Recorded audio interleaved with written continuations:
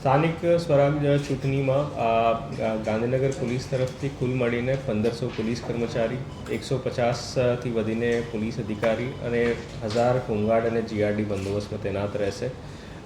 ખાસ કરીને sensitive booth ઉપર આર્મ્ડ પોલીસવાળા રહેશે અને કુલ પોલીસ તરફથી પણ 57 મોબાઈલ પેટ્રોલિંગ ગોઠવવામાં આવેલ છે. તો આ મોબાઈલ પેટ્રોલમાં પીએસઆઈ કક્ષાની અધિકારી રહેશે. એની સાથે સાથે 8 ડીવાયએસપી દરજાની અધિકારી અલગ અલગ વિસ્તારમાં બંદોબસ્તમાં તૈનાત રહેશે અને એલસીબી એસઓજીના પણ 10 અલગ અલગ ટીમ બનાવીને અલગ અલગ પોલીસ સ્ટેશન ઉપર બંદોબસ્ત માટે વેચવણી કરવામાં આવેલ છે.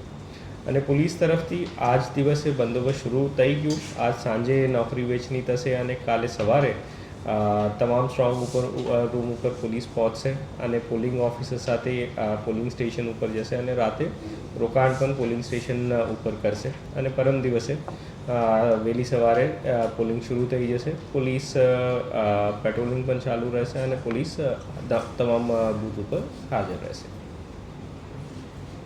કેટલા સમય અટકાયતી કેટલા કુલ 5000ની આસપાસ અટકાયતી પગલાં પોલીસ તરફથી છેલ્લા 25 દિવસમાં લેવડાવવામાં આવેલ છે. એની સાથે સાથે 10થી વધારે પાસા પ્રપોઝલ અને 14થી વધારે આ તડીપાર પ્રપોઝલ મૂકવામાં આવેલ છે. અને ગાંધીનગરમાં કુલ 1000 વેપન લાઇસન્સીસ છે. આમાંથી લગભગ 80 જેવા લોકોની એક્ઝેમ્પશન મળેલું છે. બાકી તમામ હથિયાર કબજા થઈ ગયેલું છે.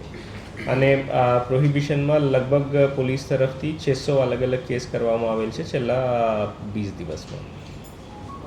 સેન્સિટિવ મતદાનના કેટલા સેન્સિટિવ કુલ 2011 પોલિંગ બૂથ છે. કઈ મતલબ તમામ જગ્યા 211 બૂથ છે અને 211 તમામ જગ્યા ઉપર